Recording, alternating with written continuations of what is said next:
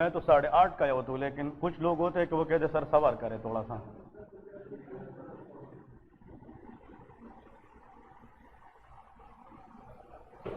Okay जी, सो कल से हम स्टार्ट कर चुके थे आस्थमा के बारे में, ठीक है। मेन पॉइंट्स में रिवाइज करता जाऊं कि आस्थमा के अंदर ब्रोंको कंस्ट्रक्शन होता है, तो हमारा टारगेट ये है कि ऐसे ड्रग्स देने हैं जिससे हम क्या करें, ब्रोंको डायलेशन करें। कौन कौन से ड्रग थे? बीटा 2 एगोनिस्ट, ठीक है, मस्करेन एक एंटागोनिस्ट, और एक और भी था, that is theophylline. Very good, ठीक है, थियोफाइलिन। बीटा 2 एगोनिस्ट जो है वो साइक्लिक एमपी को इंक्रीज करता है। मस्करेन एक एंटागोनिस्ट M3 रिसेप्टर को ब्लॉक करके ब्रोंकोडाइलेशन करता है, और जो थियोफाइलिन है वो फास्फोडाइस्टेरेस को ब्लॉक कर देता है। ये 3 MCQ क्वेश्चन है, ठीक है। बेस्ट ड्रग कौन से है? बीटा 2 एगोनिस्ट है, जिसमें एग्जांपल है सल्ब्यूटामोल, ठीक है, ये शॉर्ट एक्टिंग है, और जो फॉर्मेट्रोल है, सल्मेट्रोल है, वो क्या है, लॉन्ग एक्टिंग है। Okay, anyone in the class can tell me, asthma में हमने 3 बातें की थी। एक तो asthma is a reversible bronchoconstriction, दूसरी क्या थी? वेरी गुड, इन्फ्लेमेटरी है, और तीसरा मतलब वेरी गुड। तो कल वाला जो टॉपिक था उसमें हमने ब्रोंको डायलेशन पढ़ी है। आज हम पढ़ेंगे वो ड्रग जो इन्फ्लेमेशन को कम करेगी, क्योंकि आस्थमा इन्फ्लेमेटरी कंडीशन है, तो हमने ऐसे ड्रग देने हैं जिससे हम इन्फ्लेमेशन को क्या करें, कम करें।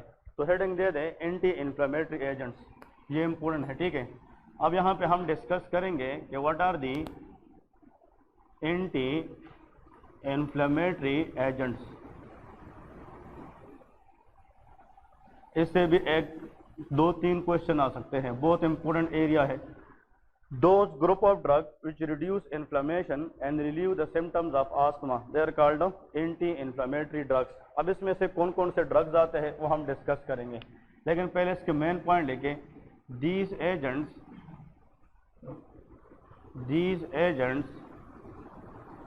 mainly reduce the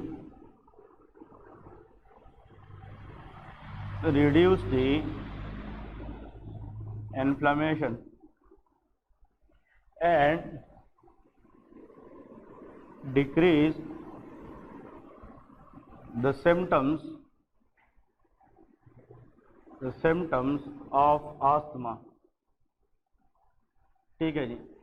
मतलब वो एजेंट्स या वो ड्रग जो इन्फ्लेमेशन को कम करके आस्थमा की सिम्टम को कम कर दे, that is called anti inflammatory, ठीक है। इसमें आप लोगों ने पहले ये याद रखना है कि in bronchial asthma the main inflammatory mediators, ये क्वेश्चन है, बार बार एग्जाम्स में आता है कि आस्थमा के अंदर ब्रोंकस में जो इन्फ्लेमेशन करने के लिए मीडिएटर्स होते हैं वो कौन कौन से हैं? आर ल्यूकोटेराइंस, इसको क्या कहते हैं? ल्यूकोटेराइंस, ये नाम आप लोगों ने सुना होगा, ठीक है। इसको हम सिंपली कहते हैं LT स्टैंड फॉर ल्यूकोटेराइंस। तो अगर आप लोगों से कोई ये पूछे कि आस्थमा पेशेंट में ब्रोंकस के अंदर इन्फ्लेमेशन को ट्रिगर करने के लिए जो मीडिएटर है उसका नाम क्या है, वो ल्यूकोटेराइन है। ल्यूकोटेराइन जनाब, फॉर एग्जांपल इसके फिर टाइप्स होते हैं, L stand for leuko, T stand for triene, leukotriene B4, ठीक है, ये इसका एक टाइप है।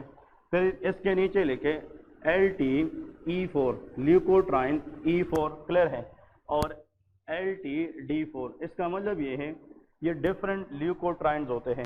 LT स्टैंड फॉर ल्यूकोट्राइंस, तो ल्यूकोट्राइंस के कई अकसाम होते हैं, जिसमें से LT-B4 भी है, LT-E4 भी है, और LT-D4 भी है, क्लियर है।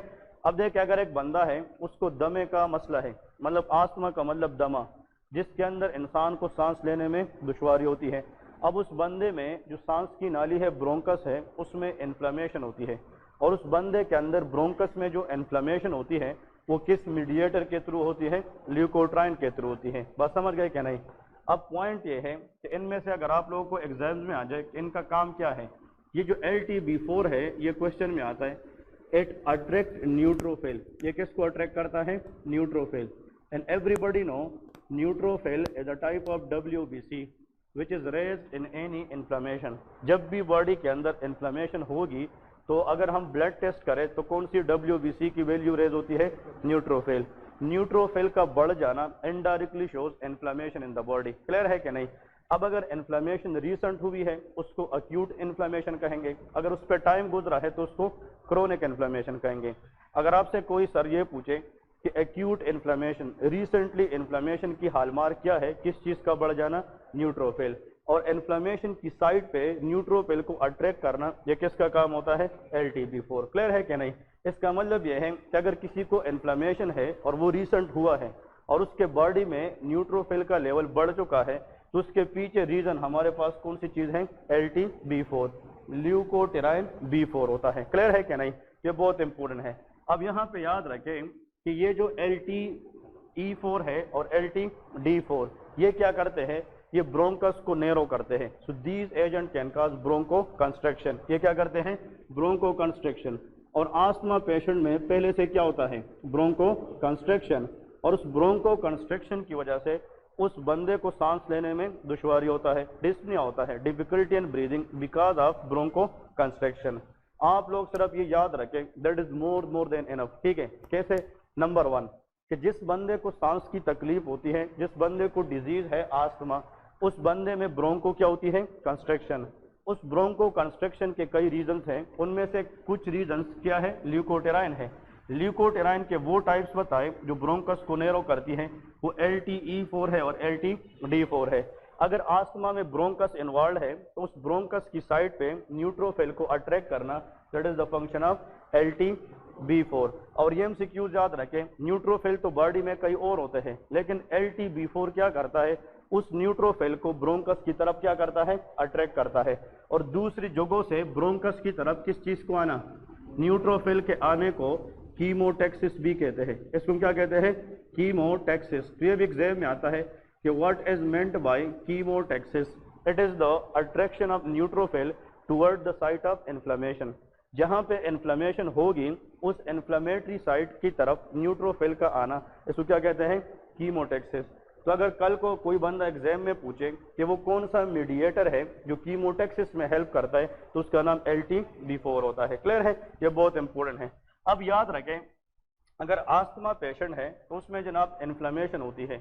इन्फ्लेमेशन के जरिए हमारे पास जो केमिकल मीडिएटर्स बनते हैं, देखें in bronchial asthma the main inflammatory mediator, मतलब वो केमिकल जो आस्थमा पेशेंट में इन्फ्लेमेशन कर सकती है, उसको हम क्या कहते हैं? ल्यूकोटेराइन। तो अगर हमने आस्थमा पेशेंट को ट्रीट करना है तो हमने ल्यूकोटेराइन बढ़ाने हैं या कम करने हैं? कम करने हैं। अगर उसको हम कम करेंगे तो इन्फ्लेमेशन भी क्या होगी? कम। इसलिए the agents are anti inflammatory. ये क्या है? एंटी। हम खिलाफ ड्रग देंगे ताकि इन्फ्लेमेशन क्या करे? कम करे, और इससे ब्रोंको कंस्ट्रक्शन कम हो जाए और ब्रोंको क्या हो जाए? डायलेशन हो जाए, और इंसान को सांस लेने में जो तकलीफ है वो खत्म हो जाए। क्लियर है कि नहीं? अब यहाँ पे इस चीज को समझने से पहले या ड्रग्स समझने से पहले यहाँ पे लेके हेडिंग दे दे एरिकेडोनिक पाथवे कि what is meant by arachidonic pathway. ठीक है? अब ये इंपॉर्टेंट है, आस्थमा पेशेंट में जो इन्फ्लेमेशन होती है वो किस पाथवे के जरिए होती है? एरिकेडोनिक पाथवे के जरिए। अब आप लोगों को मैं समझाऊंगा कि what is meant by arachidonic pathway और उसकी मेन पॉइंट्स कौन कौन सी हैं। ये पाथवे आप लोगों ने सीखनी है, इस पे बहुत सारे ड्रग्स काम करते हैं और आने वाले टाइम के लिए बहुत इंपॉर्टेंट है। क्लियर? अब देखें, आस्थमा का मसला GIT का है, रिस्पायरेटरी का है। Very good. और रिस्पायरेटरी के अंदर किसका है? ब्रोंकस का है। कहाँ का है? ब्रोंकस। राइट ब्रोंकस का काम एयर राइट लंग्स में देना है और लेफ्ट ब्रोंकस का काम लेफ्ट लंग में देना है। बस समझ गए? आस्थमा में ब्रोंको क्या होता है? कंस्ट्रक्शन।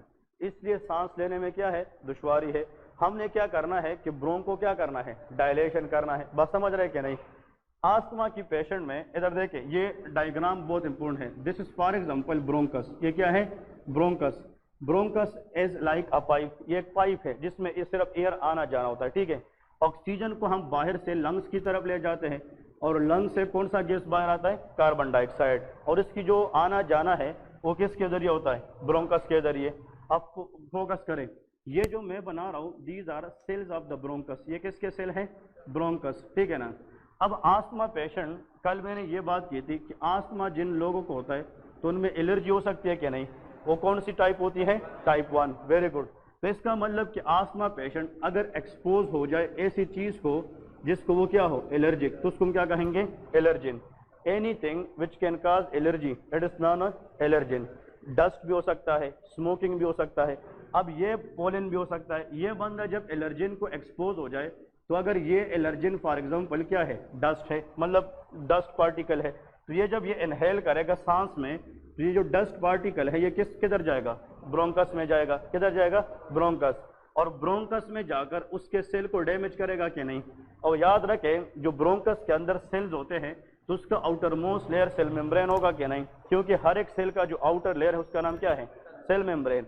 अब क्वेश्चन ये है कि डस्ट पार्टिकल जब ब्रोंकस के अंदर सेल को हिट करेगा और इसकी किस मेम्ब्रेन को हिट करेगा, सेल मेम्ब्रेन। मैं यहाँ पे ये जो पाथवे बना रहा हूँ ये हम ब्रोंकस के अंदर एक सेल की बात करेंगे। किसकी बात करेंगे, सेल की। और सेल का आउटर मोस्ट लेयर क्या होता है, सेल मेम्ब्रेन। और cell membrane is made up of phospholipids. ये किससे बना होता है, फॉस्फोलिपिड। हम कहते हैं कि all membranes are lipid bilayer. क्या होते हैं, लिपिड बाइलेयर। तो आप लोगों को याद रखना है what is phospholipid, that is phosphate plus lipid which make the cell membrane of a cell. मतलब अगर सेल मेम्ब्रेन है सेल का तो वो किससे बना होता है, शाबाश, फॉस्फोलिपिड। अब सुन ले, ये जो डस्ट पार्टिकल है ये जब ब्रोंकस के अंदर सेल को डैमेज करेगी तो इसकी सबसे पहले किस चीज पर अटैक करेगी, सेल मेम्ब्रेन। और सेल मेम्ब्रेन के अंदर क्या होता है, फॉस्फोलिपिड। और इस सेल मेम्ब्रेन के अंदर फॉस्फोलिपिड के साथ साथ एक एंजाइम होता है, उस एंजाइम का नाम है फॉस्फोलाइपेज A2। उसका नाम क्या है, फॉस्फोलाइपेज A2। अब सुन ले, this is the enzyme present in the cell membrane as well. लेकिन ये इनएक्टिव होता है। क्या होता है, इनएक्टिव। ये तब एक्टिवेट होगा जब बाहर से क्या चीज आ जाए, एलर्जिन आ जाए। वो डस्ट भी हो सकता है, पोलिन भी हो सकता है, मतलब परफ्यूम वगैरह भी हो सकती है, जिस चीज को भी बंदा एलर्जिक हो।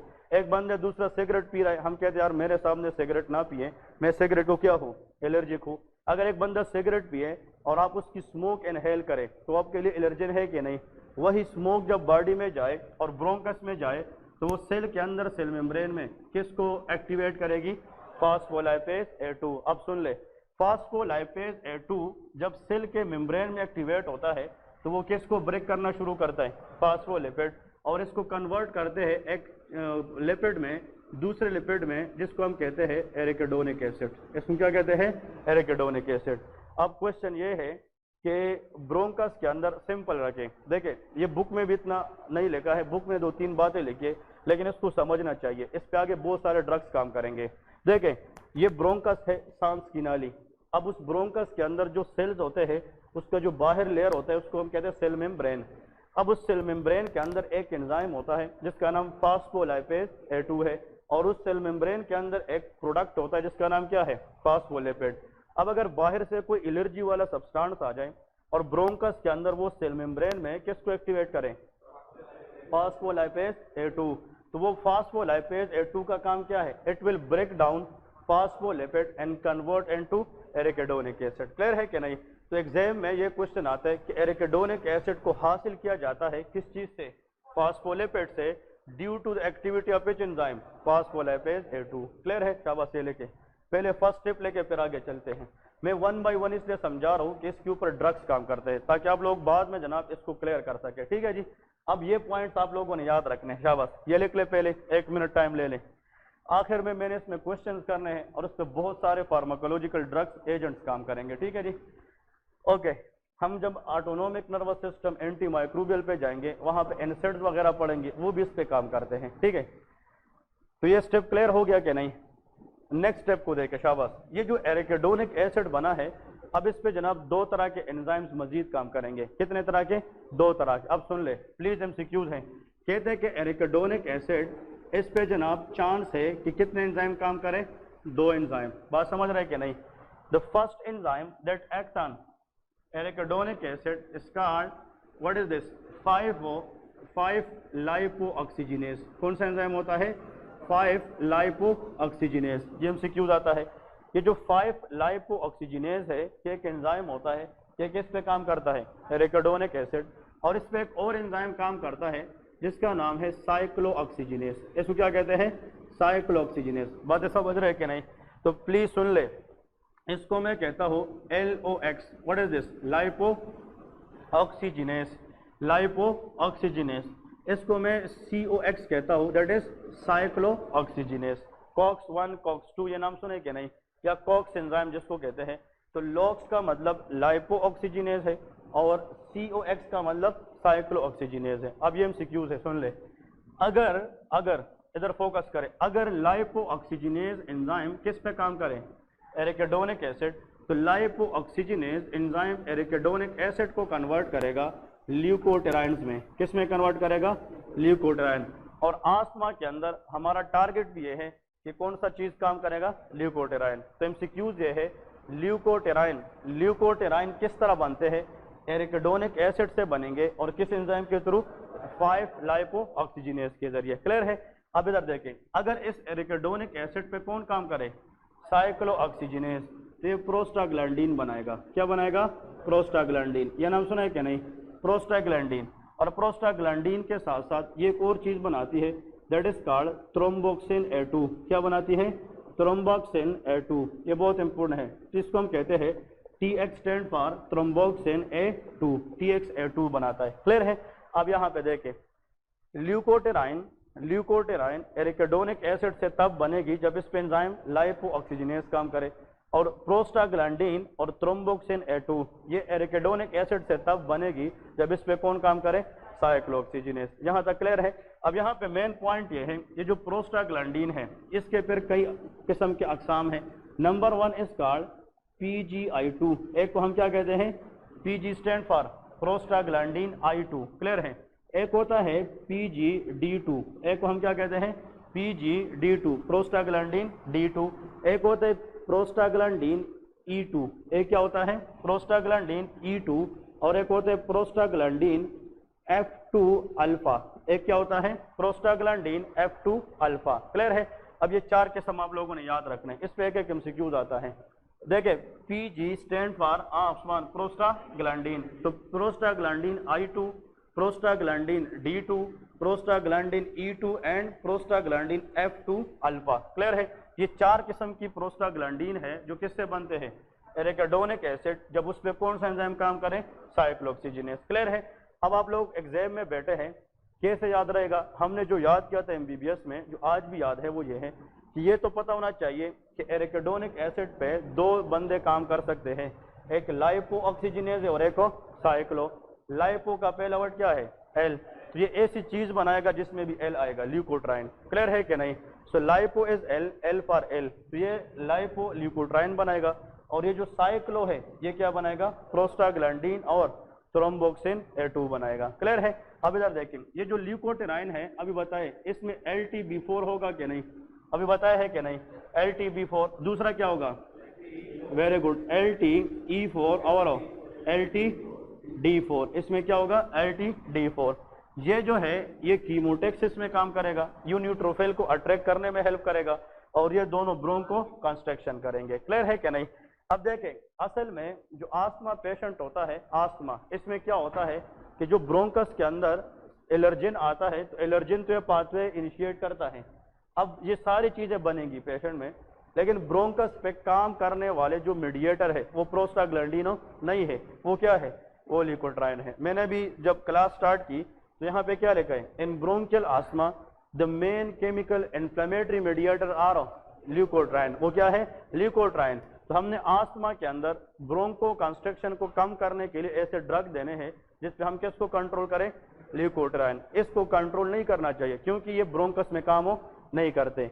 ये किधर काम करते हैं, प्रोस्टाग्लैंडीन ज्वाइंट्स में काम करते हैं, प्रोस्टाग्लैंडीन मसल में काम करते हैं। कभी कभार हमें अंदर से जनाब इन्फेक्शन होता है, बॉडी में कोई जख्म होता है, तो इंसान की बॉडी में पेन होती है कि नहीं, हमें दर्द महसूस होता है। उस दर्द का वजह बॉडी के अंदर एक्सेस किस चीज का लेवल होता है, प्रोस्टाग्लैंडीन। लेकिन प्रोस्टाग्लैंडीन ब्रोंको कंस्ट्रक्शन नहीं करा सकती, Bronco construction ल्यूकोटेराइन E4 and D4 कराती है। बात समझ गए कि नहीं। आस्थमा में पेशेंट को ज्वाइंट का मसला है कि सांस का मसला है, सांस का मसला है, तो हम प्रोस्टाग्लैंडीन को ब्लॉक करेंगे कि ल्यूकोट्राइन, ल्यूकोट्राइन। इसलिए हमने ल्यूकोट्राइन को ही फोकस करना है। बात समझ गए कि नहीं।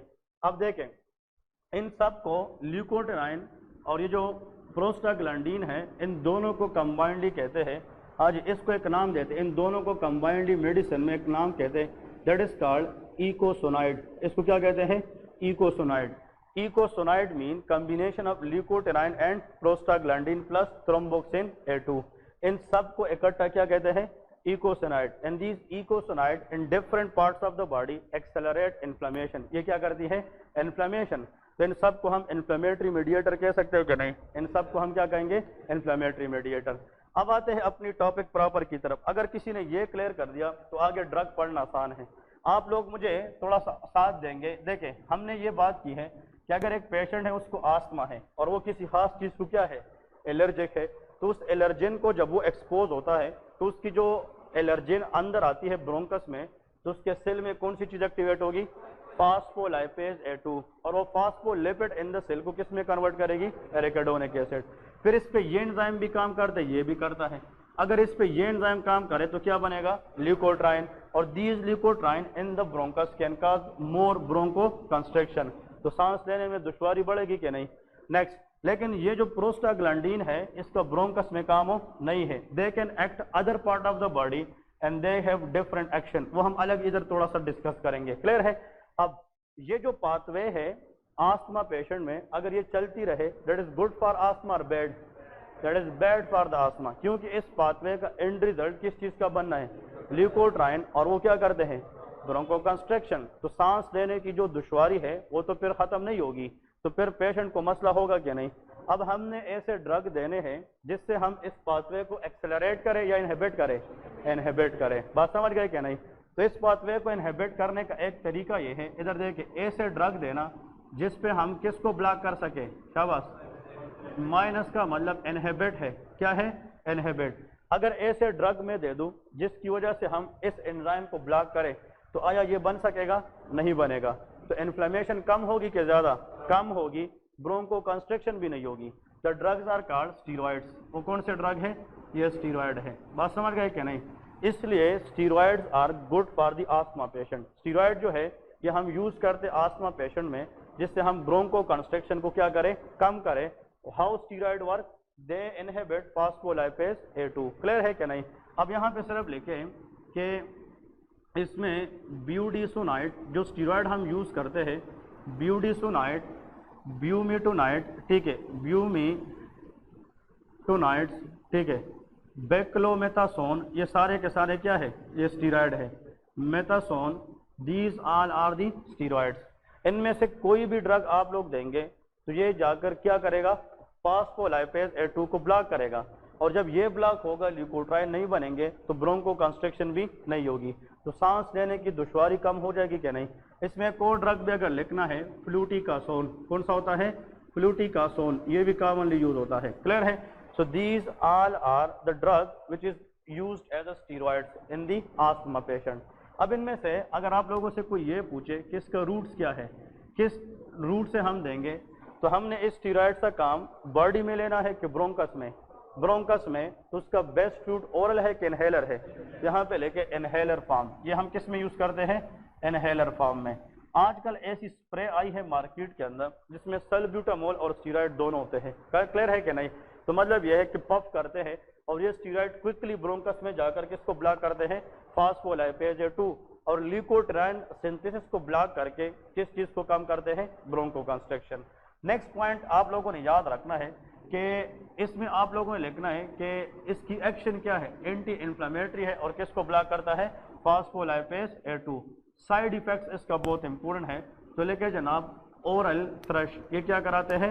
ओरल थ्रश, या इसको हम कहते हैं ओरल कैंडिडियासिस। क्या कहते हैं? Oral candidiasis. अब सुन ले, what is meant by this? What is normal flora? Anyone? Very good. The bacteria which is present normally for the body and they help us to protect from infection. इसको normal flora कहते हैं। कुछ bacteria body के लिए क्या है? Normal है। इसको यूजफुल बैक्टीरिया भी कहते हैं। इस माउथ के अंदर नॉर्मल फ्लोरा है कि नहीं? इस माउथ के अंदर क्या है? Normal flora. अब सुन ले एमसीक्यूज। अगर एक बंदा आस्थमा का है तो उसने ट्रीटमेंट शॉर्ट टर्म लेनी है कि लॉन्ग टर्म? लॉन्ग टर्म, क्योंकि asthma is a long term problem.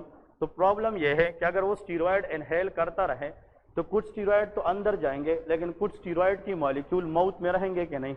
इसलिए जिसको आप स्टीरॉयड की स्प्रे देंगे तो आप उसको बताएं कि इसके बाद जाकर वाटर से माउथ को रिंच करें। मतलब यह है कि माउथ से, मतलब यह है कि वाटर से माउथ को साफ करे, अदरवाइज कि जो मॉलिक्यूल है स्टीरॉयड के वो कहाँ पे रह जाएंगे, माउथ में। और माउथ के अंदर अगर ये स्टीरॉयड मॉलिक्यूल ज्यादा देर तक रहे तो ये नॉर्मल फ्लोरा को क्या करेंगे, सप्रेस करेंगे, डैमेज करेंगे। और जब नॉर्मल फ्लोरा डैमेज हो जाए तो फिर फंगल इन्फेक्शन के चांसेस ज्यादा होंगे। उनमें से एक फंजाई का नाम है कैंडिडा। कौन सा है, candida. So the infection caused by candida in the mouth, that is called oral candidiasis, जिसका दूसरा नाम क्या है, ओरल थ्रश है। क्लियर है। तो अगर एक बंदा है वो आस्थमा पेशेंट है और वो ड्रग ले रहा था स्प्रे की शक्ल में, और कुछ दिनों के बाद आए और कहते हैं कि मेरे मुंह में चाले पड़ गए हैं, मतलब यह है इसमें एक मेम्ब्रेन पड़ गई है, इसका मतलब उसने स्टीरॉयड ज्यादा यूज किए हैं और उसने नॉर्मल फ्लोरा को सप्रेस किया है, जिसको कौन सा इन्फेक्शन हुआ है, ओरल कैंडिडियासिस। तो इसको बचने के लिए या पेशेंट को इस प्रॉब्लम से बचाने के लिए क्या कहना पड़ेगा कि जब भी आप स्प्रे यूज करेंगे तो उसके बाद जाकर अपनी माउथ को रिंस आउट करें, वाटर के साथ आप टूथब्रश क्या करें ताकि जो मॉलिक्यूल है माउथ के अंदर वो वहां पे ना रहे। क्लियर है कि नहीं। अदरवाइज इन लोगों में ओरल क्या होगा, कैंडिडियासिस होगा। क्लियर है। अब कुछ लोग होते हैं वो स्टीरॉयड नहीं ले सकते, उन लोगों में या तो स्टीरॉयड हम दे नहीं सकते या वो स्टीरॉयड को एलर्जिक होते हैं। क्या होते हैं, एलर्जिक। अब सुन ले, हमारे पास एक ऑप्शन ये है कि हम इस एंजाइम को ब्लॉक करें। कौन से एंजाइम को, शाबाश, 5-लाइपोऑक्सीजिनेज। इसको अगर हम क्या करें, ब्लॉक करें, तो आया इधर देखें, अगर ये ड्रग हम ना दे तो फास्फोलिपिड किस में कन्वर्ट होगा, एरिकिडोनिक एसिड में। इधर समझ आ रही कि नहीं। फिर एरिकिडोनिक एसिड ने तो आगे किस में कन्वर्ट होना है, ल्यूकोट्राइन। लेकिन शर्त यह है कि उसके लिए 5-लाइपोऑक्सीजिनेज होगा कि नहीं। अगर ऐसा ड्रग हम दे दे जिस पर ये एंजाइम हम क्या करें, ब्लॉक करें, तो आया ये बन सकेगा, नहीं बनेगा। जब ये नहीं बनेगा तो फिर भी ब्रोंको कंस्ट्रक्शन नहीं होगा। तो गुड ड्रग है कि बैड है, गुड है। ऐसा ड्रग जो किसको ब्लॉक करे, शाबाश, 5-लाइपोऑक्सीजिनेज इज कॉल्ड ज़िल्यूटन। इसको क्या कहते हैं, ज़िल्यूटन। ये भी एमसीक्यूज आता है। Zileuton is a drug used in the asthma that mainly block the activity of five lipoxygenase and they block the conversion of arachidonic acid into leukotriene. Clear है। और जब ल्यूकोट्राइन नहीं बनेंगे तो ब्रोंको कंस्ट्रक्शन भी नहीं होगी and the patient will feel better. बात समझ रहे हैं कि नहीं। अब एक और पॉइंट, अगर एक बंदा है, लेकिन सिर्फ इतना याद रखें, इसका साइड इफेक्ट्स देखें, ज़िल्यूटन अगर ज्यादा देर तक कोई बंदा यूज करे और हाई डोजेज में यूज करे, it can damage the liver. ये किसको डैमेज करता है, लीवर। तो इट कैन काज हेपेटोटॉक्सिसिटी। ये क्या करा सकता है, हेपेटोटॉक्सिसिटी। तो अगर एक बंदा है उसको अपने ज़िल्यूटन ज्यादा देर तक देना है तो सबसे पहले इसका क्या करना चाहिए, LFT करना चाहिए, लीवर फंक्शन टेस्ट करना चाहिए। अगर इसका LFT ठीक है तो फिर आप उसको क्या स्टार्ट करा सकते हैं, ज़िल्यूटन। क्योंकि अगर किसी का पहले से लीवर डैमेज है तो ये ड्रग खुद भी लीवर को डैमेज करने की एबिलिटी रखता है, तो उसको मसला डबल हो सकता है कि नहीं। इसलिए ज़िल्यूटन स्टार्ट करने से पहले इसका क्या करना चाहिए, LFT, लीवर फंक्शन टेस्ट करना चाहिए। क्लियर है। तो आपसे अगर किसी बंदे ने बाहर पूछा यार ज़िल्यूटन एक ड्रग है, हम आस्थमा में दे सकते हैं कि नहीं, answer is yes. Zileuton asthma में करता क्या है, it block the activity of five lipoxygenase, do not allow to convert arachidonic acid into leukotriene. और ज़िल्यूटन आपसे ये पूछेगा कि इसके साथ प्रिकॉशन क्या है, इसके साथ एहतियात क्या है। हमने LFT करना है क्योंकि it can cause hepatotoxicity. Clear है। ये पॉइंट याद रखें। अनदर पॉइंट, अगर ये ड्रग भी कोई बंदा ना ले, अब हम सिक्योर सुन ले, फिर एरिकिडोनिक एसिड किस में कन्वर्ट होगा, ल्यूकोट्राइन। तो ल्यूकोट्राइन में तो ये सारी चीजें आती हैं और हम कहते हैं कि ये जो LTE4 है और LTD4 ये क्या करता है, ब्रोंको कंस्ट्रक्शन ये तब करेंगे जब ये ब्रोंकस के अंदर अपने किस पे अटैच हो जाए, रिसेप्टर पे। मैं फॉर एग्जांपल यहाँ से क्लास के बाद जाता हूँ बाहर हॉस्टल, तो इधर इस एरिया में तो बहुत सारे मकान है, घर है, लेकिन हर एक बंदे की अपनी एक रूम है। उस रूम में हम जाएंगे क्योंकि हमारे लिए स्पेसिफिक है। इसका मतलब कि इस ल्यूकोट्राइन को काम करने के लिए ब्रोंकस में अपने क्या होते हैं, रिसेप्टर। जब तक वो रिसेप्टर पे अटैच ना करे तब तक वो क्या नहीं कर सकेंगे, ब्रोंको कंस्ट्रक्शन। बात समझ रहे कि नहीं। अब आप लोग मुझे ये बताएं कि अगर एक बंदा है उसका ल्यूकोट्राइन बन जाए, शाबाश, अब उसको चांस है कि क्या हो जाए, ब्रोंको कंस्ट्रक्शन, लेकिन तब जब ये दोनों अपने किस पे अटैक करें, रिसेप्टर, और इसके रिसेप्टर ब्रोंकस में होते हैं। कहाँ पे होते हैं, ब्रोंकस। अगर हम ऐसा ड्रग दें, इधर देखिए, ऐसा ड्रग दें कि वो क्या करे, शाबाश, ल्यूकोट्राइन, हाँ जी, ल्यूकोट्राइन सिंथेसिस को ब्लॉक करें या रिसेप्टर को, तो इसको हम कहते हैं ल्यूकोट्राइन रिसेप्टर ब्लॉकर। इसको क्या कहते हैं, ल्यूकोटेराइन रिसेप्टर ब्लॉकर। ल्यूकोटेराइन बन चुके हैं लेकिन अब उसको हम रिसेप्टर पे काम करने नहीं देंगे। उस ड्रग का नाम है मोन्टेलुकास्ट। उस ड्रग का नाम क्या है? मोन्टेलुकास्ट। ये तो पॉपुलर ड्रग है, पाकिस्तान में बहुत ज़्यादा यूज होता है। That is montelukast. ये मोन्टिका के नाम से आता है। क्लियर है कि नहीं? मोन्टिका के नाम से ड्रग आता है, टैबलेट शक्ल में, सिरप की शक्ल में। और मोन्टिका का जो केमिकल फार्मूला है दैट इज कॉल्ड मोन्टेलुकास्ट। इसमें कहते हैं जाफर लुकास। ये क्या होता है? जाफर लुकास। ये दोनों याद रखें कि जाफर लुकास एंड मोन्टेलुकास्ट। क्लियर है? अब आप लोगों से कोई ये पूछे, देखें क्लिनिक में ये डॉक्टर इस तरह याद करते हैं कि मोन्टेलुकास्ट या जाफर लुकास ये ल्यूकोटेराइन को ब्लॉक कर दे कि प्रोस्टाग्लैंडिन। ये ल्यूकोटेराइन, तो देखिए ल्यूकास, इसमें L for L, that is leukotriene. इस तरह याद रखना है, ठीक है ना? ये ल्यूकोटेराइन रिसेप्टर क्या है? ब्लॉकर है। क्लियर है? अब ये अगर हम देंगे तो ये ल्यूकोटेराइन को अपने रिसेप्टर पे काम करने नहीं देंगे, उससे भी आस्थमा के सिम्टम क्या हो जाते हैं? कम हो जाते हैं। एक पॉइंट आप लोगों ने याद रखना है नोट में कि what is meant by aspirin induced asthma. ये भी एमसीक्यूज आता है, एस्पिरिन एंड्यूस आस्थमा। इसका मतलब ये है कुछ लोग होते हैं वो इस ड्रग को एलर्जिक होते हैं। उस ड्रग का नाम क्या है? एस्पिरिन। एस्पिरिन हार्ट के पेशेंट ज़्यादा यूज़ करते हैं क्योंकि aspirin is a blood thinner. ये क्या है? Blood thinner. ये ब्लड को थिक होने नहीं देता, और अगर ब्लड थिक नहीं होगा तो थ्रोम्बस के चांसेस क्या होते हैं? कम। तो जितने भी दिल के मरीज होते हैं, हार्ट के पेशेंट होते हैं, वो लोप्रिन के नाम से एक टेबलेट लेता है जिसको हम एस्पिरिन कहते हैं। अब कुछ लोग होते हैं कि वो एस्पिरिन नहीं ले सकते क्योंकि वो एस्पिरिन को क्या होते हैं? एलर्जिक। अगर एस्पिरिन लेने के बाद इंसान को ब्रोंको क्या हो जाए? कंस्ट्रक्शन, तो उसको हम एस्पिरिन एंड्यूसो आस्थमा कहते हैं। ये देखा गया है सोसाइटी के अंदर कि एस्पिरिन लेने के बाद अगर किसी को क्या हो जाए? आस्थमा, तो उसका ड्रग ऑफ द चॉइस क्या है जिससे हम उसके सिम्टम कम कर सके? These are called montelukast and zafirlukast. तो ये भी एमसीक्यूज में आता है। जो मोन्टेलुकास्ट है और जाफर लुकास्ट, ये एस्पिरिन एंड्यूस आस्थमा में हम एज अ ड्रग ऑफ क्या दे सकते हैं? चॉइस भी दे सकते हैं। क्लियर है? तो ये पॉइंट्स आप लोगों ने याद, हाँ जी, इन लोगों ने लिखा है, देखें montelukast block leukotriene receptor for action specially good for aspirin induced asthma. Clear है कि नहीं? इसका मतलब यह है कि अगर किसी को एस्पिरिन की वजह से आस्थमा हो जाए तो उसका बेस्ट ड्रग क्या है? ल्यूकोटेराइन रिसेप्टर ब्लॉकर है, जिसमें एक मोन्टेलुकास्ट है और एक जाफर लुकास्ट है। क्लियर है जी? अब देखें इस पाथवे को, देखें तो इस पाथवे में अगर ल्यूकोटेराइन बनेंगे तो उसका मेन एजेंट क्या है? एरिकिडोनिक एसिड। इसलिए इसको हम क्या कहते हैं? एरिकिडोनिक एसिड पाथवे कहते हैं। बस समझ रहे कि नहीं? और इस पाथवे की वजह से ब्रोंको कंस्ट्रक्शन भी होगी, इन्फ्लेमेशन भी होगी। तो अगर हम यहाँ पे या ब्लॉक करें, यहाँ पे करें या यहाँ पे करें, तो उससे हम इन्फ्लेमेशन को भी कम करेंगे और ब्रोंको कंस्ट्रक्शन को भी कम करेंगे। इसलिए these agent are anti inflammatory. आप समझ गए कि नहीं? तो सुन ले, फास्फोलाइपेज A2, इसको ब्लॉक करना किसका काम है? स्टीरॉयड का काम है। फिर लाइपो ऑक्सीजनेस को ब्लॉक करना ये ज़िल्यूटन का काम है। और ल्यूकोटेराइन रिसेप्टर ब्लॉकर मोन्टेलुकास्ट एंड जाफर लुकास्ट होता है। क्लियर है कि नहीं? अब यहाँ पे एक कुछ 2-3 एमसीक्यूज में आप लोगों को बताता चलूँ।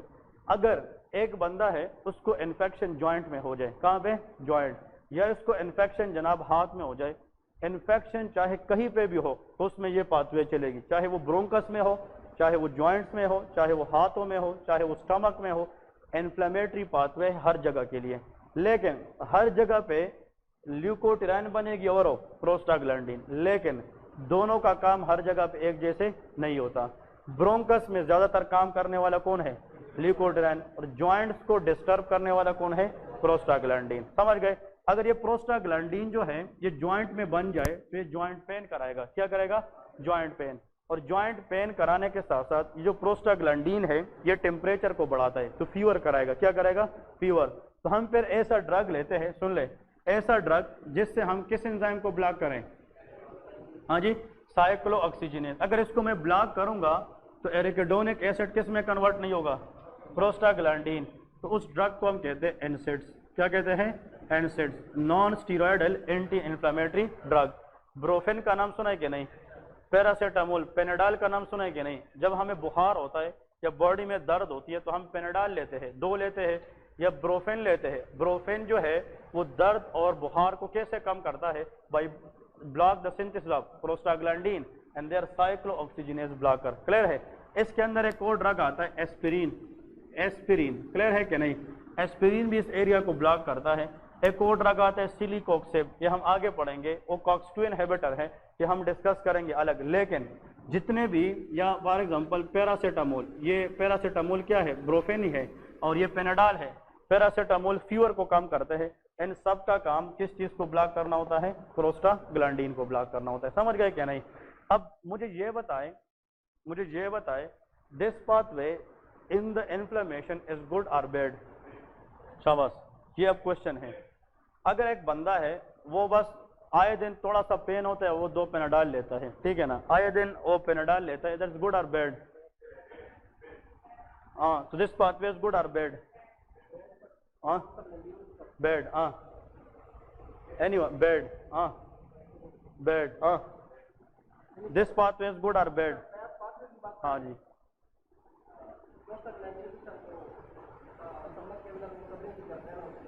नहीं, this pathway in inflammation is good और बैड? ये दर्द भी कराता है, बुखार भी कराता है, ठीक है ना, तो गुड और बैड?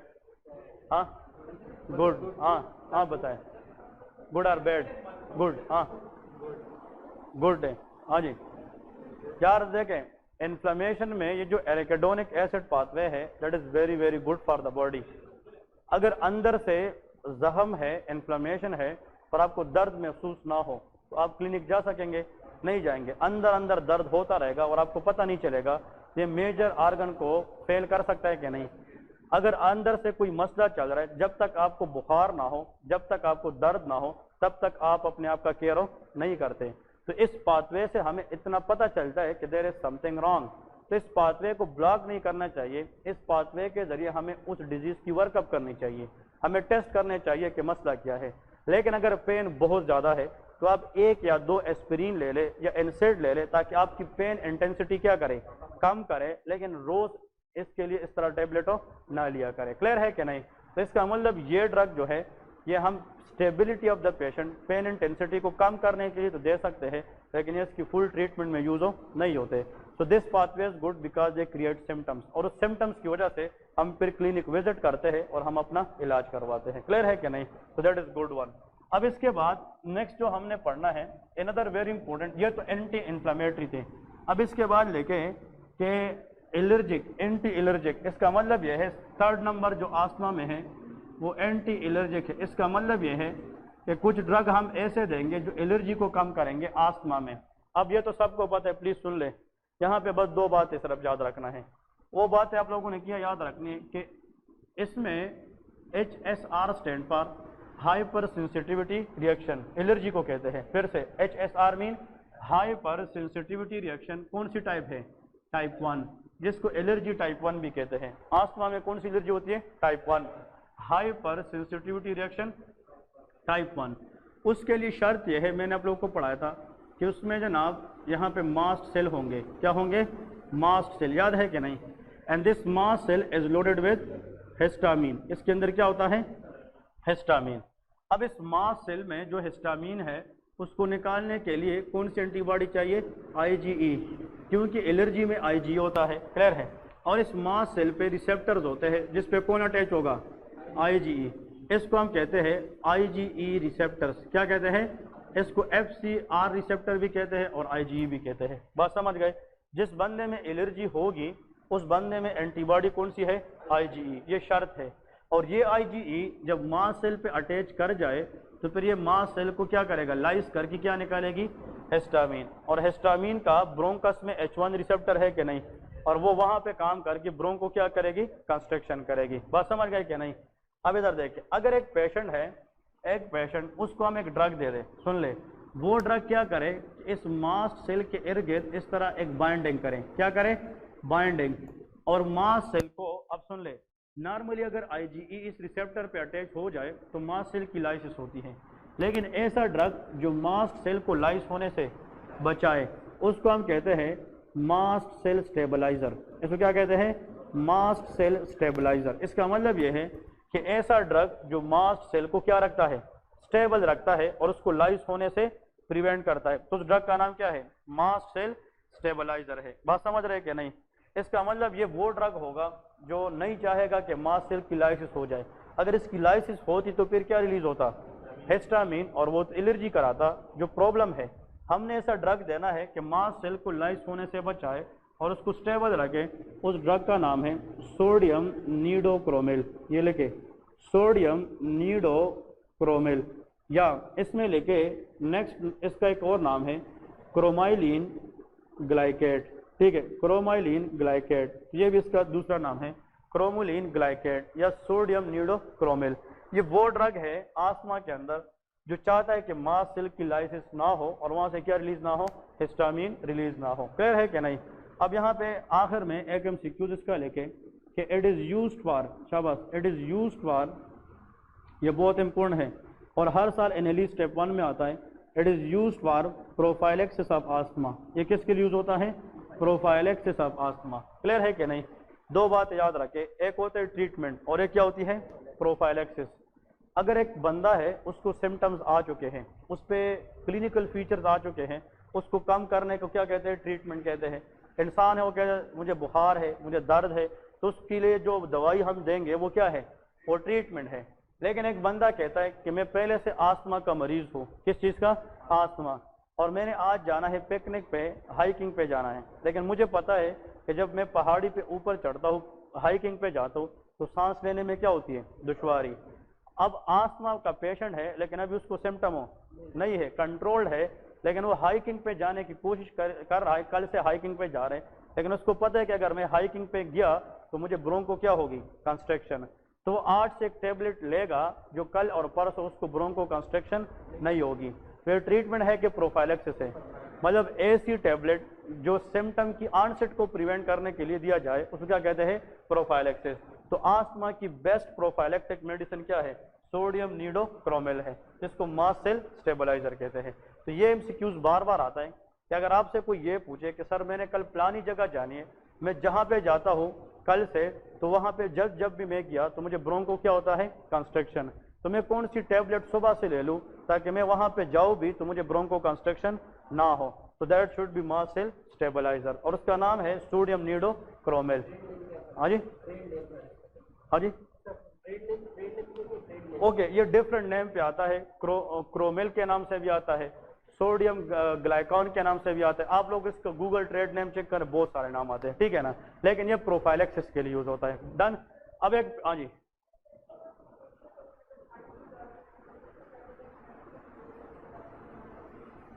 वो ये है सोडियम नीडोक्रोमिल है। वो इसलिए लेते हैं ताकि अगर ऊपर जाए भी तो उसको इशू ना हो। इसके लेने के बावजूद भी वो जेब में इनहेलर रखते हैं, अगर फिर भी हो जाए ताकि वो क्विक रिलीफ के लिए बीटा 2 एगोनिस्ट भी लेते हैं, इसको वेंटुलिन कहते हैं। तो क्विक रिलीफ के लिए कल हमने पढ़ा था शॉर्ट एक्टिंग बीटा 2 एगोनिस्ट भी होता है, ठीक है। लेकिन किसी भी जगह पे जाने से पहले प्रोफाइलेक्टिक के लिए अगर हम आस्थमा के लिए ट्रीटमेंट दे सकते हैं तो उसका नाम मास सेल स्टेबलाइजर है। अब इधर देखें, मैं यहाँ पे एक पॉइंट लिखता हूँ कि रेजिस्टेंट का मतलब अगर उस पर पेशेंट ठीक ना हो, रेजिस्टेंट टू ब्रोंकोडायलेटर, ये बहुत इंपॉर्टेंट है। रेजिस्टेंट टू ब्रोंकोडायलेटर, इसका मतलब क्या है? अगर आप सल्ब्यूटामोल दे रहे लेकिन बंदे पे वो काम नहीं कर रहा, ठीक है। नेक्स्ट लिखे स्टीरॉइड्स दे रहे लेकिन वो भी काम नहीं कर रहा, यह बहुत इंपॉर्टेंट है। स्टीरॉइड, मास सेल स्टेबलाइजर भी दे रहे, उस पर भी काम नहीं कर रहा। अब ये 3 बातें याद रखें। Any patient who is resistant to bronchodilator, steroids and mast cell stabiliser. तो फिर लास्ट ऑप्शन हमारे पास क्या है? लास्ट ऑप्शन, ये बहुत इंपॉर्टेंट है। इसका मतलब ये है कि ये हम फर्स्ट ऑप्शन नहीं रखते। ये वो ड्रग है अगर सारी ट्रीटमेंट फेल हो जाए, ब्रोंकोडायलेटर भी काम ना करे, स्टीरॉइड भी काम ना करे और मास सेल स्टेबलाइजर भी काम ना करे, तो आखिर में बाहर से हम एक एंटीबॉडी देते हैं, उसका नाम है ओमालिजोमाब। इसको क्या कहते हैं?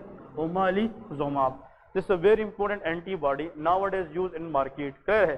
ये डीवर्स शॉप में या इस तरह के बड़े बड़े फार्मेसी में जाए तो ओमालिजोमाब के नाम से एक इंजेक्शन आता है और टैबलेट्स भी आती है। लेकिन इंजेक्शन अगर इसको हम लगाए तो आस्थमा के बहुत सारे सिम्टम क्या हो जाते हैं? तो कम हो जाते हैं। बात समझ गए? अब नेक्स्ट सवाल यह है कि ओमालिजोमाब काम क्या करता है? इसका काम क्या है बॉडी में, ये करता क्या है? इधर फोकस करें यार। आस्थमा पेशेंट में कौन सी एंटीबॉडी होती है? आईजीई। ये आईजीई जाकर किस सेल पे अटैच होता है? मास सेल, और इससे क्या रिलीज करता है? हिस्टामिन। ये जो ओमालिजोमाब है ये जाकर ये नेचुरल IgE है, क्या है? नेचुरल, बॉडी की अपनी है। दिस ओमालिजुमाब विल सराउंड IgE, ये किसके इर्द गिर्द आता है? ये जो सराउंड क्या है, ये जो इसके इर्द गिर्द इसने कवरिंग की है, ये ओमालिजुमाब है। This omalizumab drug will surround from which antibody? IgE, and then IgE will not able to attack on the mast cell, क्योंकि ये IgE को इस तरह हग करता है, उसको जनाब सराउंड करता है ताकि IgE किस सेल पे अटैच ना करे? Mast cell. तो अगर हम IgE को रेव करें और वो मास्ट सेल पे अटैच ना करे तो हिस्टामिन रिलीज हो सकेगा? नहीं रिलीज होगा, तो बंदा पे उसमें सिम्टम नहीं होंगे। So the last but the least option, not the least option, in resistant cases of bronchodilator, steroid and mast cell stabilizer, that is called omalizumab।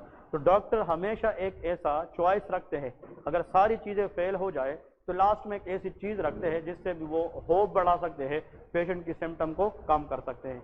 तो ऐसी आस्थमा पेशेंट जिसमें ब्रोंकोडायलेटर काम ना करे, जिसमें स्टीरॉयड काम ना करे, मास्ट सेल स्टेबलाइजर काम ना करे, और आखिर में हमारे पास कोई ऑप्शन ना बचे, फिर भी आप आस्थमा पेशेंट है, वो बेचारा मरने वाला है, तो आप एक इंजेक्शन ट्राई कर सकते हैं जिसका नाम क्या है?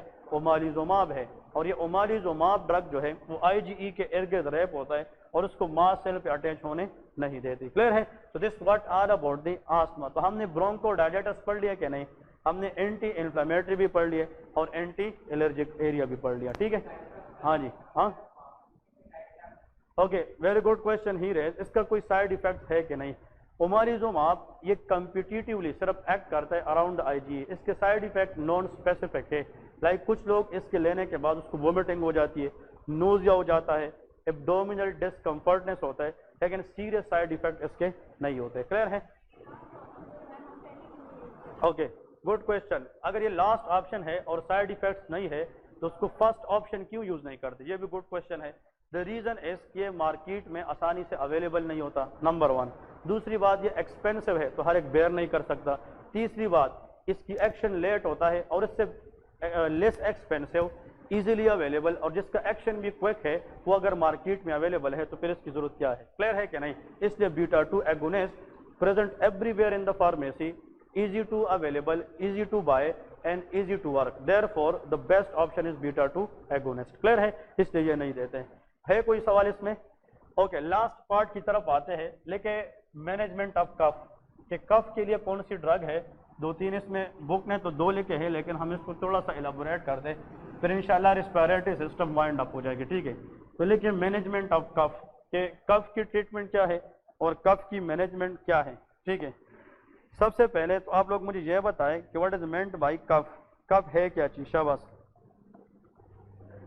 Anyone can define? हाँ, it is a reflex action against what? Okay, next, anyone in the class? शाबाश, ही गुड ट्राई। नेक्स्ट, डिफाइन कफ। पहले तो कफ की डेफिनेशन क्या है? Okay, that is a good sign or bad sign? Cough is a good, तो लेके it is a protective reflex। ये क्या होता है? Protective reflex. यहां पे लेके a protective reflex which try to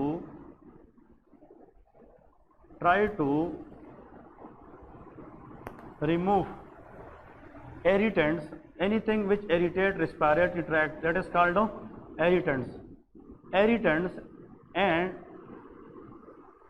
thick secretion। कभी कभार जो म्यूकस है वो क्या हो जाता है? थिक हो जाता है।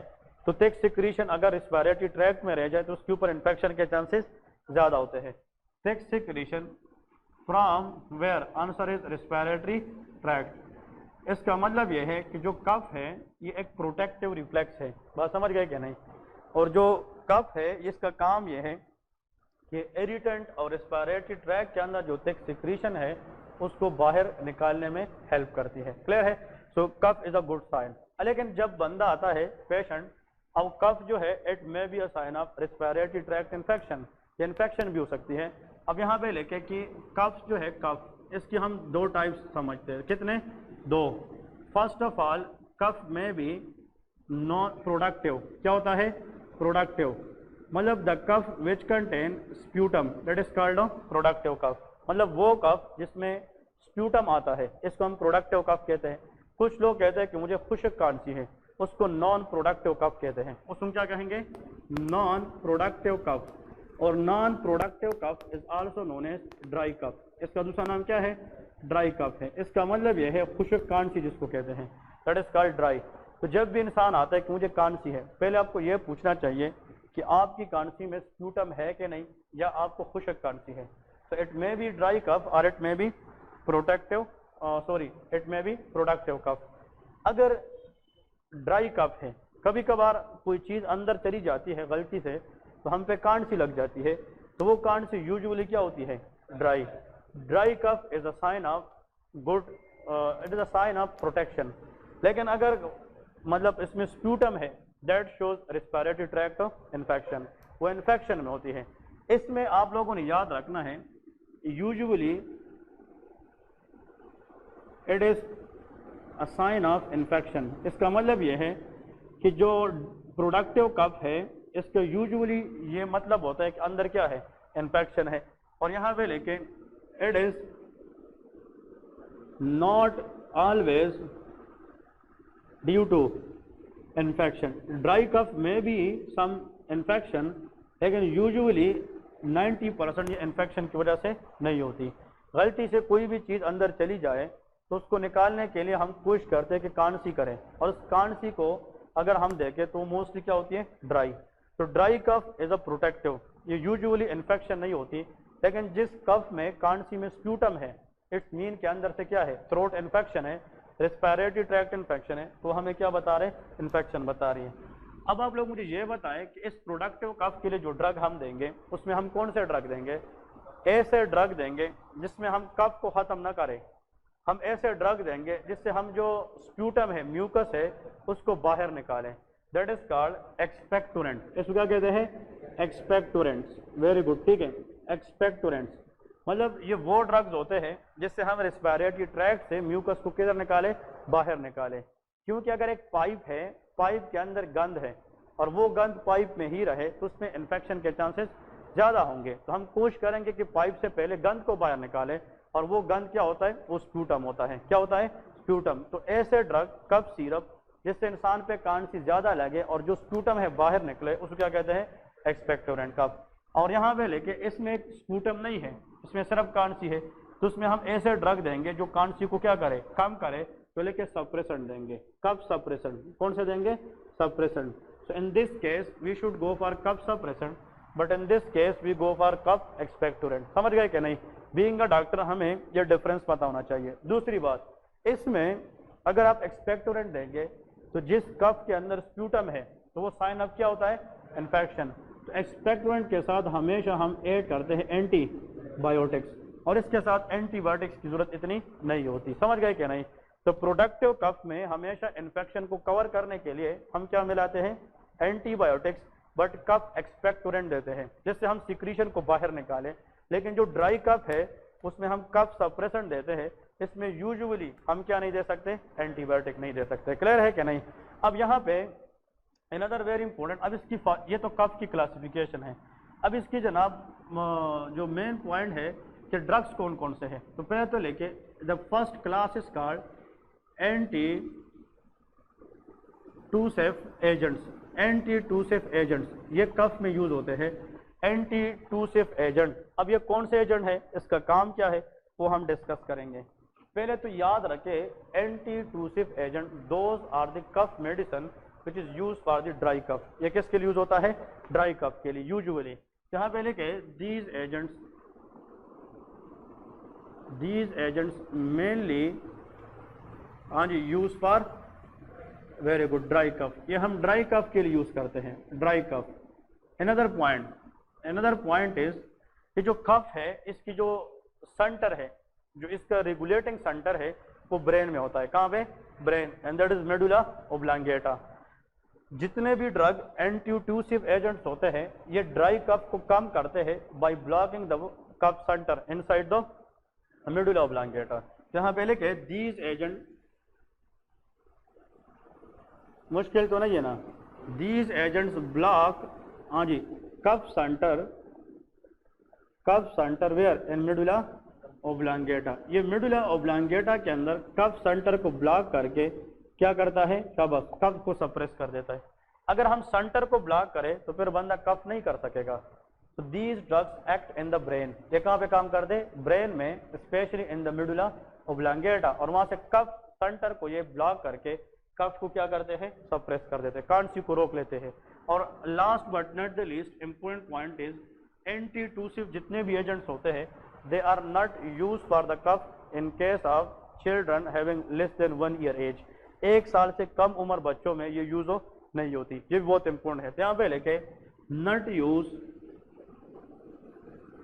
In children. उसके लिए फिर पीडियाट्रिक अपने अपने जनाब सिरप आते हैं, ठीक है, वो अलग चीज है। बच्चों के अंदर not use in children having age less than 1 year. इसका मतलब यह है कि 1 साल से कम उम्र के बच्चे में हम इसको यूज नहीं कर सकते, क्योंकि बच्चों की इतनी एफर्ट नहीं होती कि उसको वो बर्दाश्त कर सके।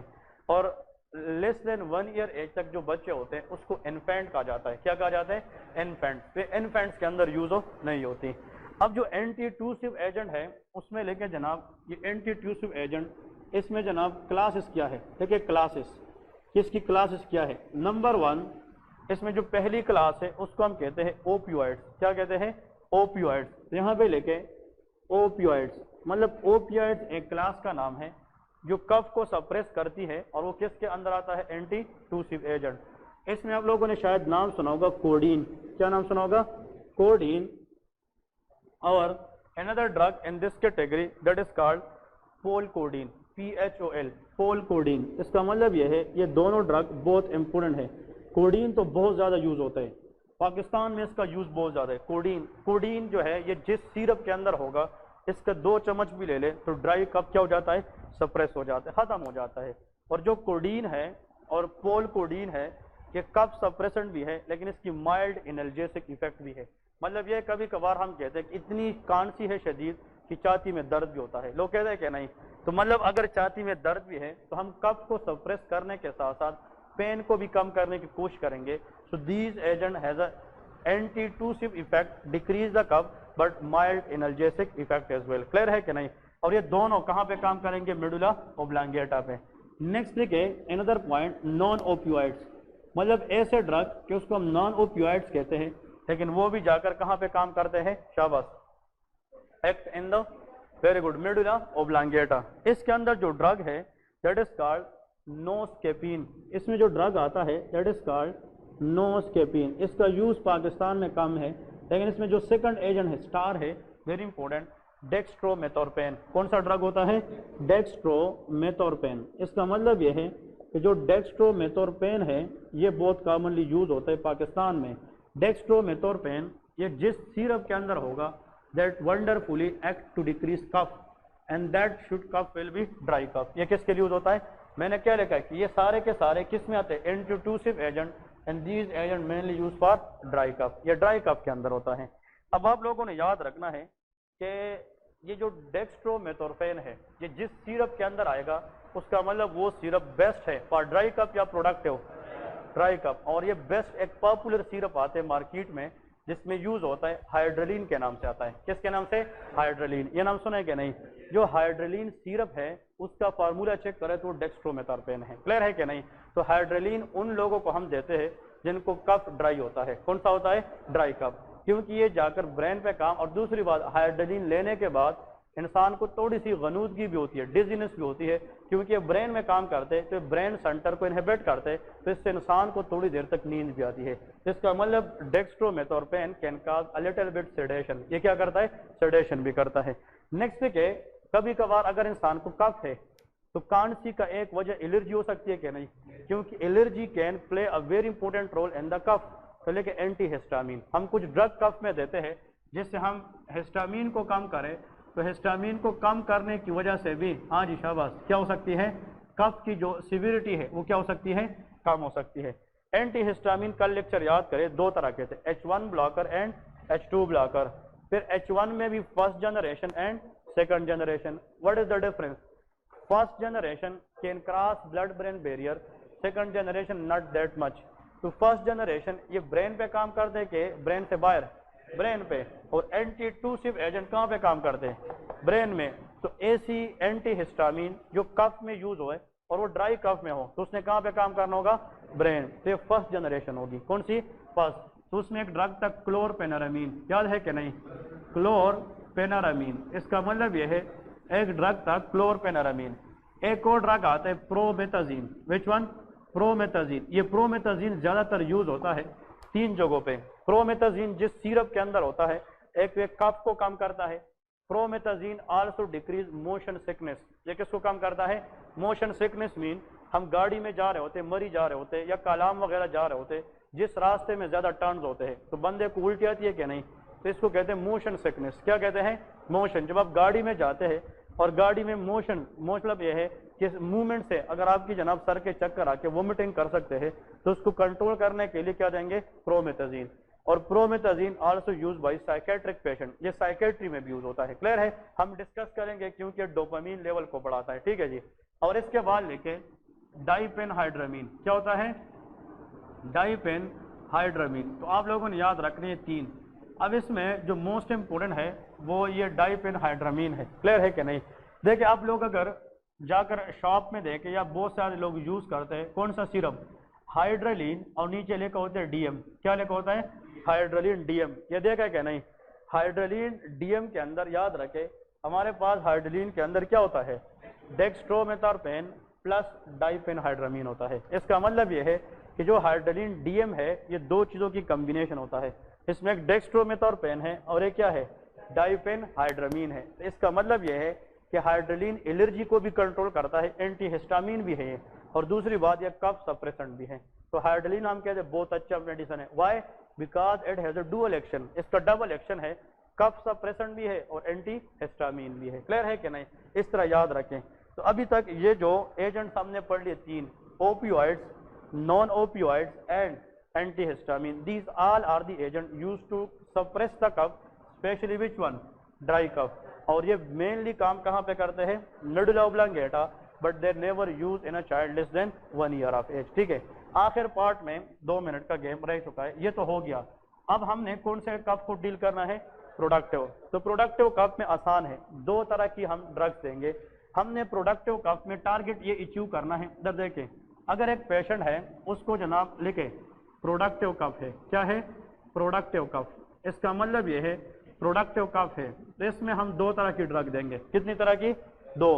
हाँ जी, प्रोडक्टिव का मतलब स्पूटम है, इसका मतलब ये है, इधर देखें, अगर फॉर एग्जांपल ये ब्रोंकस है, प्रोडक्टिव कफ में म्यूकस ज्यादा होगा कि कम, इधर देखिए, इस ज्यादा म्यूकस रिटेंशन से ब्रोंकस अंदर से ब्लॉक हो सकता है कि नहीं, excess mucus can block the bronchus can cause respiratory problem, और इस रिटेन म्यूकस के ऊपर इन्फेक्शन के चांसेस भी ज्यादा होते हैं। तो हमारा टारगेट ये है कि कफ को खत्म करें या इस म्यूकस को बाहर निकालें।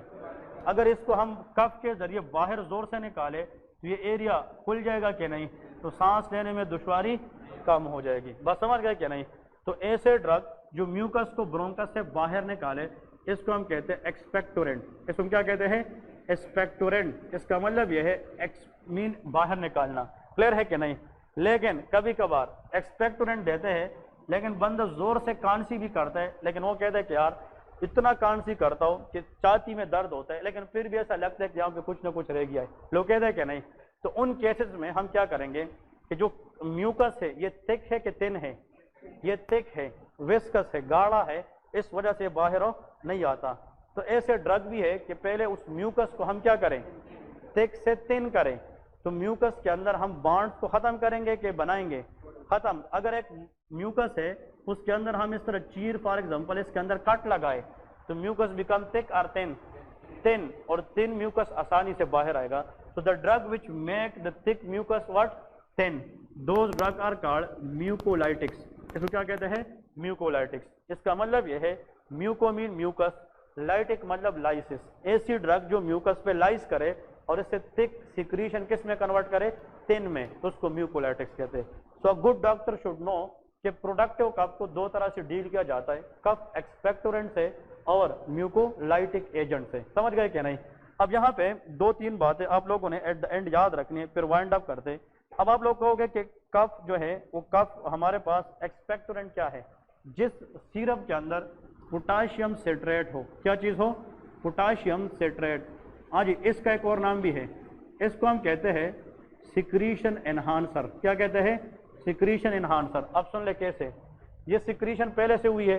अब इधर देखिए, ये ड्रग जो है ये सिक्रीशन को मजीद बढ़ाएंगे। क्या करेंगे यार? देखे, मैंने जूस तैयार किया है, जूस में पानी कम है और उसमें फॉर एग्जांपल आपने चीनी ज्यादा डाली है, तो वो थिक है कि थिन है?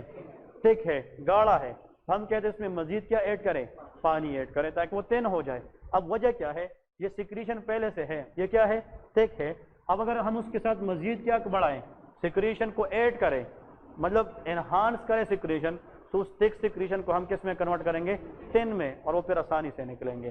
तो ये ड्रग न कि सिर्फ सिक्रीशन बाहर निकालते हैं, लेकिन इन सिक्रीशन की टॉप पे मजीद निकाल कर उसको थिन भी बनाते हैं। बात समझ गए कि नहीं? तो उसमें लेके पोटाशियम, जिस सिरप में पोटाशियम सिट्रेट होता है, क्या होता है? Potassium citrate is a mucus enhancer, और ये म्यूकस को बाहर निकालने में हेल्प करता है। यार आज आप लोग जाकर पल्मोनल सिरप का नाम सुना है कि नहीं? आप लोग जिसका येलो वाला इस तरह डब्बा होता है, अब पल्मोनल सिरप देखे उसके कंपोजिशन में नीचे सेकंड लास्ट या थर्ड लास्ट लिखा होगा पोटाशियम सिट्रेट। इसका मतलब यह है कि जिस सिरप के अंदर पोटाशियम सिट्रेट होता है उसका काम म्यूकस को बाहर निकालना होता है। बात समझ गए? नेक्स्ट है पोटाशियम आयोडाइड। इसके अंदर एक और चीज है, that is called potassium iodide. ये भी जिस सिरप में होता है, ये भी पल्मोनल के अंदर है, ये भी जनाब सिक्रीशन को क्या करता है? एनहांस।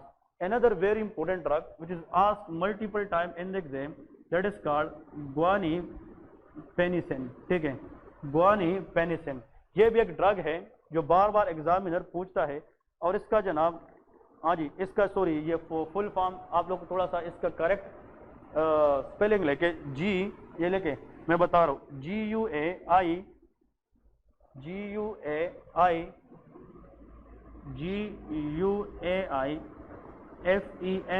GUAFENICIN, guanifenicin। क्लियर है कि नहीं? guanifenicin is a drug that is also what that is called, हाँ जी, एक्सपेक्टोरेंट है कि सप्रेशन है? एक्सपेक्टोरेंट है। देखिए, अगर आप लोग ये बुक बाद में पढ़ेंगे ना, ये बुक जो भी बंदा बाद में पढ़ेगा फर्स्ट एड, जो समझने मुश्किल होता है, इन लोगों ने ये लिखा है, ये गुआफेनिसिन है। इन लोगों ने यहाँ पे लिखा है, ये क्या लिखा है? यहाँ पे लिखा है कि कफ क्या है? एक्सपेक्टोरेंट है। क्या लिखा है? Thin respiratory. ये सिक्रीशन को थिक से क्या करता है? थिन करता है, लेकिन कफ को सप्रेस नहीं करता, क्योंकि कफ सप्रेशन नहीं है, ये कफ एक्सपेक्टोरेंट है। ये क्या है? कफ एक्सपेक्टोरेंट। इसका काम ये है कि थिक सिक्रीशन को क्या बनाए? थिन बनाए, और इसको बाहर निकाल सके। क्लियर है? अब यहाँ पे ने कहें म्यूकोलाइटिक, वो ड्रग बताए जो म्यूकस को लाइस करके थिन बनाए। उसका बेस्ट एग्जांपल जो एग्जाम में आता है वो N-एसिटाइलसिस्टीन है। यह नाम सुना है क्या नहीं? N-एसिटाइलसिस्टीन। तो N acetylcysteine is very very important for the exams. ठीक है, N-एसिटाइल ये म्यूकस के अंदर बॉन्ड को ब्रेक करके उसको थिक से क्या बनाता है? थिन बनाता है। और इसमें एक और ड्रग आता है, बुक में सिर्फ ये एक है, लेकिन आप लोग लेके ब्रोमोहेक्सिन, एक और ड्रग है जिसका नाम क्या है? ब्रोमोहेक्सिन। ये फर्स्ट एड में नहीं है। Bromhexine is also one of the mucolytic. और अगर एक और भी लिखना है तो कार्बोसिस्टीन। एक क्या होता है? कार्बोसिस्टीन। लेकिन as far as this mucolytic is concern, for me the most important is N acetylcysteine, क्योंकि बुक ने जो चीज लिखी होती है they are commonly asked in the exam. अब इसमें दो चीजें याद रखें। इधर देखें, एक पेशेंट है उसने पेनाडोल ली है। क्या ली है? पेनाडोल। पेनाडोल का फार्मूला क्या है? शाबाश, पेनाडोल जो आम हम यूज करते हैं घरों में, इसका फार्मूला क्या है? Very good, paracetamol. इस पे हम अलग क्लास लेंगे, पैरासीटामोल। क्लियर है? अब पैरासीटामोल जिसने खाई है तो हम कोशिश करते हैं कि 2 टैबलेट्स एटलीस्ट ले ले। कितने? 2। अगर एक बंदा मतलब चाहते या ना चाहते हुए इसके जनाब तकरीबन कितने टैबलेट्स ले लें? 15। दैट इज डेंजरस और नॉट डेंजरस? 15 गोली इकट्ठा खाना पैरासीटामोल का, that is called paracetamol poisoning. इसको क्या कहते हैं? Paracetamol poisoning. इसका मतलब यह है कि इसको पॉइजनिंग हुई है। एंड पैरासीटामोल क्या करता है? They can badly damage the liver. ये किसको डैमेज करता है? Damage the liver. इसका मतलब यह है ये लीवर को डैमेज करता है। अब यहाँ पे पॉइंट ये है कि लीवर के अंदर एक सब्सटेंस होता है जो एंटीऑक्सीडेंट है, हमारे डीएनए को हर बला से, हर चीज से प्रिवेंट करती है। उसका नाम है ग्लूटाथायोन। क्या चीज है? ग्लूटाथायोन। ये नाम सुना है क्या नहीं? Glutathione is a natural antioxidant. हमारी बॉडी में जितनी फ्री रेडिकल है उसके खिलाफ काम करना किसका काम है? ग्लूटाथायोन। दैट इज गुड और bad? That is very good. ये हमारी बॉडी में लाखों इन्फेक्शन बचाती है। क्लियर है? इसका मतलब आपसे अगर सिंगल वर्ड में कोई पूछे कि लीवर के पास ऐसी कौन सी चीज है जो पूरी बॉडी को इम्यूनिटी दे सकती है, वो क्या है? वो ग्लूटाथायोन है। अब इस ग्लूटाथायोन को बैडली डैमेज करना ये किसका काम है? पैरासीटामोल। और अगर ये खराब हो जाए तो हेपेटोटॉक्सिसिटी होगी कि नहीं? इसलिए याद रखें पैरासीटामोल इज हेपेटोटॉक्सिक। ये क्या है?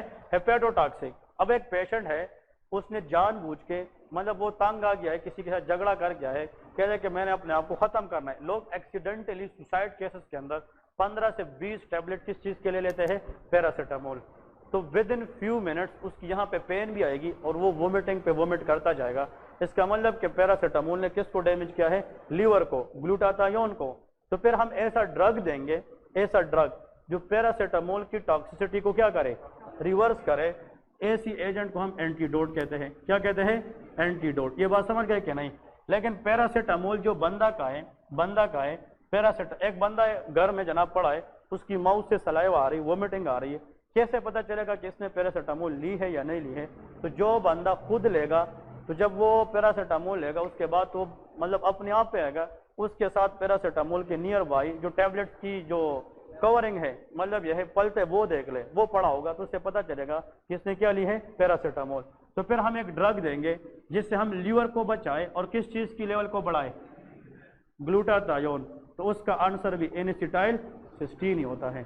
तो दो बातें, N-एसिटाइलसिस्टीन एक ऐसा ड्रग है जो किस टैबलेट की टॉक्सिसिटी को रिवर्स कर सकता है? पैरासीटामोल। अब ये इमरजेंसी में यूज होता है, पॉइजनिंग केस में यूज होता है। और ये दूसरा ऐसा ड्रग है कि अगर एक बंदा है वो COPD का है, आस्थमा का है, जिसको प्रोडक्टिव कफ है और उसका जो म्यूकस है वो अंदर से बहुत थिक है, वो क्या नहीं हो रहा? थिन नहीं हो रहा, तो हम म्यूकोलाइटिक्स के तौर पे क्या दे सकते हैं? आगे तो N acetylcysteine used in the treatment of COPD। किसमें यूज करते हैं? COPD। एक और कंडीशन आप लोगों को पढ़ाया था जिसमें म्यूकस सिक्रीशन थिन से क्या हो जाए? Cystic fibrosis. याद है कि नहीं? सिस्टिक फाइब्रोसिस भी एक ऐसा कंडीशन है जिसमें रेस्पिरेटरी सिक्रीशन थिन से क्या हो जाती है? थिक। और इसका क्रोमोसोम 7 का मसला होता है। क्लियर है? तो सिस्टिक फाइब्रोसिस और COPD दोनों में अगर हम रेस्पिरेटरी सिक्रीशन को थिक से थिन बनाएंगे तो उसके लिए बेस्ट मेडिसिन क्या है? N-एसिटाइलसिस्टीन होता है। तो this is the end of respiratory system. कल से इंशाल्लाह न्यू चैप्टर पे जाएंगे। ठीक है? ओके जी, ब्रेक करें शाबाश।